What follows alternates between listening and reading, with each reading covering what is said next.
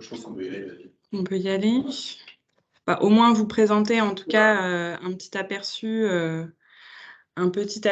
donc, de l'agenda du jour pour ce 3e webinaire sur les partages Team SharePoint, comment mieux gérer les partages externes, anonymes, malveillants, qui sont particulièrement sensibles pour la sécurité des données en entreprise. On vous parlera également donc, de l'approche IDEXI et des optimisations possibles sur ce sujet. Le format, il est assez court, 30 minutes. On a pas mal de choses à vous dire aujourd'hui, mais c'est vraiment pour faciliter votre participation. Donc, n'hésitez pas à nous partager vos questions tout au long de la séance. Et puis, on tâchera d'y répondre à la fin de la séance. Il est 11h33, Benjamin. Bonjour, je te donne la parole. Ok, super. Merci beaucoup, Mona. Juste petite vérification, Jérémy, est-ce que tu peux nous confirmer que tu nous entends bien?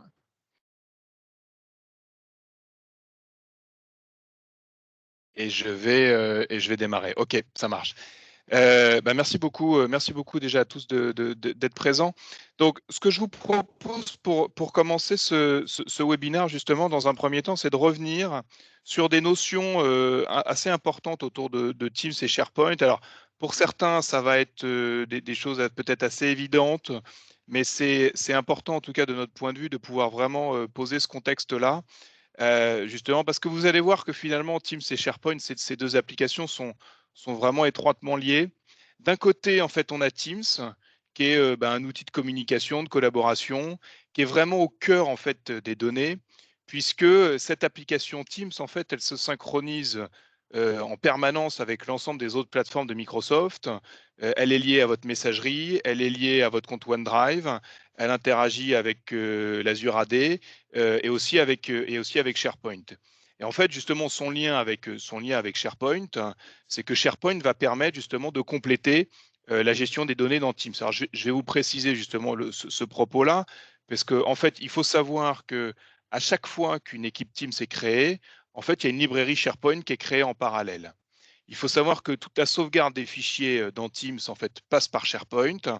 Et enfin, la gestion de Teams, c'est notamment, vous allez devoir utiliser l'application SharePoint Online et plus précisément le centre d'administration de SharePoint Online pour être capable justement de déterminer les politiques en termes de configuration et de partage dans Teams. Justement, ces configurations de partage dans Teams, elles sont aujourd'hui gérées directement par les administrateurs selon le principe suivant. Dans un premier temps, en fait, au niveau global, c'est-à-dire au niveau des configurations par défaut, c'est elles qui vont définir en fait les grandes règles. Donc, par exemple, quelle est la politique sur les partages externes, sur les groupes de permission, la durée d'expiration des liens, le type de lien, etc. Et on va rentrer justement, vous allez voir un peu plus dans le détail ensuite. Et deuxième niveau, au niveau de ces configurations, c'est qu'on peut aller un cran plus loin, c'est qu'on peut aller cette fois-ci au niveau du site.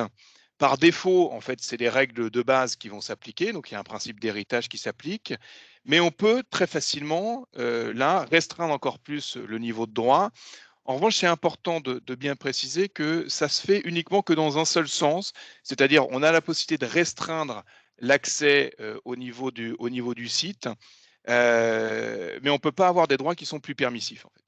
Donc, au final, c'est vraiment le rôle de l'administrateur de définir ces politiques de configuration et de partage. Et tout le dilemme, en fait, autour de ces partages, en fait, face auxquels on est confronté, c'est de savoir est-ce qu'il faut autoriser ou est-ce qu'il faut bloquer.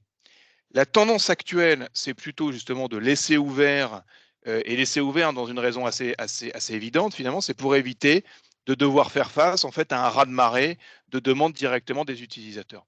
Mais concrètement, si on laisse ouvert, ça veut dire quoi? Ça veut dire que l'utilisateur, il a de plus en plus d'autonomie dans la gestion des partages.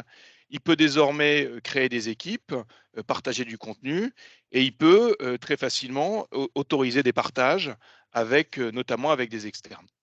Alors justement, si on fait un focus autour de ces partages, il faut savoir qu'il existe deux possibilités de partager. Soit première possibilité en passant par les groupes, et là, à nouveau deux options, soit on va partager par les groupes 365, donc sur la base des équipes créées dans Teams, mais on a également la possibilité de partager directement par les groupes SharePoint. Deuxième possibilité de partage, cette fois-ci, c'est via la création d'un lien de partage. Et si on se concentre maintenant sur justement la nature de ces liens, ces différents liens qui existent, il y a 4 possibilités, 4 types de liens qui existent. Il y a des partages anonymes, c'est-à-dire n'importe quelle personne qui récupère le lien de partage peut accéder aux documents concernés. Il y a ce qu'on appelle des company links, c'est-à-dire n'importe quelle personne, cette fois-ci au sein de l'organisation, a la possibilité de pouvoir accéder aux documents. Il y a des partages internes avec une personne identifiée et des partages externes avec là aussi une personne identifiée. Et enfin, la dernière notion importante qu'on voulait aborder aujourd'hui avec vous, c'est le profil des utilisateurs. Et là encore, au niveau de SharePoint et au niveau de Teams, on a quatre profils différents. On a les utilisateurs internes, c'est toute personne qui appartient à votre organisation. On a les invités Azure B2B ou les invités dans Teams.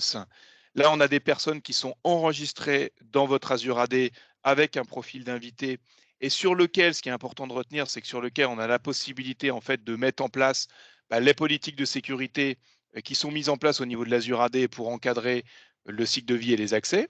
On a ensuite les invités SharePoint. Donc là, on est sur des personnes qui n'ont pas de compte Microsoft, mais à qui on a partagé justement en direct une ressource. Et le problème, c'est que ces utilisateurs qui sont enregistrés au niveau du sheet SharePoint, en fait, ils ne sont pas couverts par la politique de sécurité qu'on vient d'évoquer précédemment. Et enfin, on a des utilisateurs, cette fois-ci anonymes, où là, c'est toute personne qui a accès, au lien anonyme. En fait, ce qu'on cherche à illustrer ici, c'est que finalement, il existe plusieurs types de partage, plusieurs manières de partager, plusieurs types d'utilisateurs, plusieurs possibilités de restreindre des droits, plusieurs possibilités pour casser des héritages. Donc tout ça, en fait, ce qu'on veut illustrer ici, c'est que le fonctionnement de SharePoint et de Teams, il est finalement parfois assez complexe, en fait.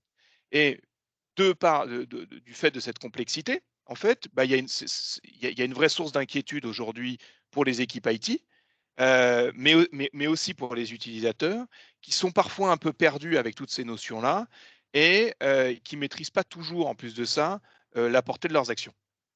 Et justement, c'est tout le thème de ce webinaire qui consiste dans un premier temps justement à comprendre les risques autour de ces partages non maîtrisés. De manière générale, on a identifié 3 risques ou problématiques qui sont liés justement à ces partages et notamment à ces partages non maîtrisés. Le premier risque, c'est bien évidemment les partages malveillants ou illégitimes à travers un compte qui a été compromis. Si un compte a été compromis, par exemple, l'attaquant, il peut très facilement exfiltrer de la donnée, mais autre scénario, il peut lui-même uploader de la donnée, donc un fichier compromis sur un espace Teams, qui va donc automatiquement être partagé avec les autres membres du Teams et qui peuvent eux-mêmes, à leur tour, repartager ce document avec, par exemple, un lien vis-à-vis de toute la société et donc propager très rapidement un fichier compromis. Le deuxième risque, c'est tout ce qui va toucher cette fois-ci aux erreurs humaines et aux droits qui vont être donnés de manière en fait beaucoup trop large. Et enfin, la troisième problématique, c'est toute la difficulté de pouvoir gérer ces partages dans le temps. Et c'est justement dans le temps qui est finalement très complexe. Donc, au final, l'enjeu, alors pour les équipes SSI, les équipes IT ou les équipes Workplace, c'est justement de pouvoir être capable de superviser les différents partages et les niveaux de sécurité qui vont être associés.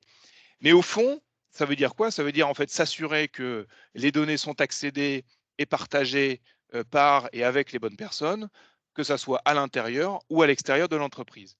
Et donc pour ça, il faut être capable de savoir est-ce qu'il existe des accès frauduleux?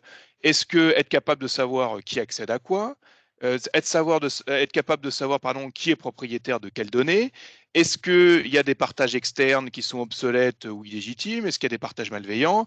Qui accèdent au groupe ou aux fichiers sensibles? Ça, c'est l'enjeu. Donc, on a vu côté SSI, IT ou Workplace, mais il y a également cette fois-ci des enjeux autour de l'utilisateur. C'est être capable de les sensibiliser justement face aux risques liés à ces différents partages, mais c'est aussi être capable justement de donner à l'utilisateur une vision consolidé de ces partages pour qu'ils soient capables de savoir qui accède à quoi, qui a des droits, etc. Et le dernier élément fort, c'est être capable en fait de le responsabiliser dans la gestion de ces partages et lui permettre tout simplement d'être capable de faire des revues de droit sur ses ressources pour tout simplement corriger ce qui ne va pas. Et justement, on parlait justement de cette implication de l'utilisateur. Ce qu'il faut savoir, c'est que chez IDEXI, c'est un élément majeur et central de notre approche et de notre solution, et que je vais justement vous présenter maintenant. Très concrètement, IDEXI, nous, qu'est-ce qu'on fait? Nous, IDEXI, on est une plateforme SaaS qui fait de la détection et du monitoring. Cette plateforme, elle est experte dans la protection des applications donc, de Microsoft Office 365. Donc, quand on parle Microsoft 365, c'est à la fois la partie OneDrive, SharePoint, Teams qu'on est en train d'évoquer ici, mais aussi la messagerie. Et on est aussi expert sur la protection des données on-prem. Notre solution, elle aide à résoudre les problématiques de sécurité qui sont liées à la fois aux accès, qui sont liés aux droits, qui sont liés au partage et qui sont liés aux configurations. Et pour ça, on va s'appuyer sur deux éléments. On va s'appuyer sur l'analyse de log et l'analyse des configurations. On a une spécificité, je le disais, assez unique sur le marché. C'est une vraie innovation majeure. Hein. C'est que cette solution, elle est complètement connectée auprès de l'utilisateur. Et elle est connectée à l'utilisateur dans les deux sens. C'est-à-dire que la solution, en fait, elle est capable d'envoyer de l'information directement auprès des utilisateurs, mais l'utilisateur, il est capable également de répondre aux sollicitations de la plateforme, de la solution, et de venir enrichir en retour la solution. Cette solution, elle permet de répondre à deux questions et donc deux enjeux majeurs. C'est un, s'assurer que les données sont accédées par les bonnes personnes. Et deuxième élément, c'est être capable de détecter immédiatement une malveillance ou une compromission. Et pour répondre justement à ces deux problématiques, il est important de pouvoir faire quatre choses. Un, c'est être capable de superviser l'ensemble de l'activité sur votre tenante Office 365 et notamment par rapport au sujet qui nous intéresse, tout ce qui va toucher au partage, aux droits et aux configurations. Deuxième élément, il est important de pouvoir détecter immédiatement un partage illégitime, une configuration malveillante, que cette opération elle ait été effectuée par un utilisateur, par un administrateur, par une application ou qu'elle provienne directement d'une erreur humaine. À partir du moment où on a détecté, l'étape d'après, c'est de pouvoir corriger et remédier aussi rapidement que possible. Et enfin, dernier élément, c'est d'être capable en fait de garantir que les configurations, les droits qu'on a donnés sont légitimes et surtout le reste dans le temps. Et c'est dans le temps qui est important en fait. Je conclurai sur IDEXI par 6 bénéfices majeurs, 6 bénéfices principaux. C'est un, améliorer la visibilité donc sur votre tenante Office 365. Deuxièmement, augmenter votre capacité de détection et notamment améliorer la détection des signaux faibles. Améliorer tout le process qui est parfois fastidieux dans la levée de doute. Améliorer également les process de remédiation. Améliorer la difficulté dans la levée de, la difficulté de maintenir les droits à jour. Et enfin, on en parlait juste avant, d'augmenter justement l'implication des utilisateurs. Maintenant, on va passer à la troisième partie justement de ce webinaire. On va vous expliquer, après avoir posé le contexte, vous expliquer ce que faisait IDEXI, on va justement vous expliquer comment, dans ce contexte-là, IDEXI va vous permettre de pouvoir vous aider à mieux gérer justement ces partages malveillants, ces partages obsolètes, etc. Donc, en fait, je le rappelle, on est dans une situation aujourd'hui où certaines entreprises avec lesquelles on partage ces sujets-là très régulièrement, en fait, comptabilisent des centaines de milliers de sites SharePoint, pardon, voire même plusieurs milliers de groupes Teams. Et en fait, on est face à une volumétrie aujourd'hui qui est considérable et qui est très compliquée en fait à suivre pour les équipes IT et les équipes sécu. Puisqu'en fait aujourd'hui cette volumétrie c'est quoi? C'est le nombre d'utilisateurs que vous allez multiplier par le nombre d'applications que vous allez multiplier par le nombre de partages, auquel vous allez additionner le nombre d'utilisateurs multiplié par le nombre d'applications, multiplié lui-même par le nombre d'accès. Et tout ça, en fait, à gérer dans le temps. Donc, en fait, on voit que cette volumétrie, elle est considérable. Chez IDEXI, dans notre approche, on a privilégié 2 axes, justement, pour améliorer la maîtrise des accès, des partages et des configurations. D'un côté, donc côté IT, côté sécurité et côté workplace, l'objectif, c'est quoi? C'est de leur fournir un outil qui va être capable de monitorer et de centraliser l'ensemble des permissions, des accès et des partages sur une interface unique. Et deuxième axe qu'on a privilégié chez IDEXI, cette fois-ci, c'est l'implication de l'utilisateur, avec la possibilité de leur permettre directement de pouvoir suivre tous les partages, de pouvoir les corriger, et tout ça grâce à un tableau de bord qu'on va leur mettre à disposition. Et je vais illustrer juste après justement ces 2 approches. La première approche que j'expliquais, donc cette fois-ci qui est côté administrateur, hein, administrateur de la solution, en fait, l'idée, c'est de leur mettre à disposition une plateforme qui s'appelle chez Edexi Permission Explorer, qui leur est complètement dédiée et qui va permettre, premièrement, d'identifier la totalité des ressources SharePoint, OneDrive et Teams avec un mode de découverte automatique. Ça veut dire que dès qu'il y a une nouvelle ressource qui est créée, dès qu'il y a un nouveau Teams qui est créé, dès qu'il y a un nouveau SharePoint qui est créé, automatiquement, il est détecté par la solution et Idexi vient collecter automatiquement tous les partages et droits qui vont être effectués sur cette ressource-là. Deuxièmement, au-delà de l'identification de la ressource, c'est identifier sur chaque liste SharePoint, sur chaque Teams, sur chaque OneDrive, quels sont les droits qui sont posés, quelle est la nature de ces droits, qui accède à ces différentes ressources, quelle est la liste des utilisateurs et de ces groupes, quelle est la liste des droits et quelle est la nature de ces droits, quelles sont les opérations qui sont effectuées. Donc ça, c'est tout ce qui va toucher justement autour de cette ressource. Troisièmement, cette solution, elle offre la possibilité de pouvoir exporter directement l'ensemble de ces permissions via différents outils, notamment via du Power BI ou de l'Excel pour effectuer des audits sur les droits. Et enfin, quatrième possibilité, elle a une capacité de recherche avancée multicritère. Ici, par exemple, je vais vous illustrer justement ces différentes spécificités de la solution. Ici, vous avez une capture d'écran justement de Permission Explorer qui vous permet très facilement de pouvoir identifier quels sont l'ensemble des personnes qui peuvent accéder à un Teams. Deuxième exemple, c'est la possibilité d'identifier sur un fichier bien particulier quels sont l'ensemble des personnes qui ont des droits et quelle est la nature de ces droits.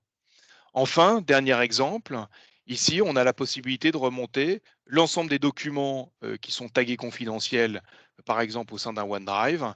Et pour ça, on va s'appuyer en fait sur la classification proposée par Microsoft via les tags MIP qu'on collecte directement. Deuxième axe, je le disais, qu'on a privilégié chez IDEXI pour améliorer justement la maîtrise des accès, des partages, des configurations. Cette fois-ci, on va se placer côté utilisateur et on va utiliser notre application qui s'appelle My Data Security.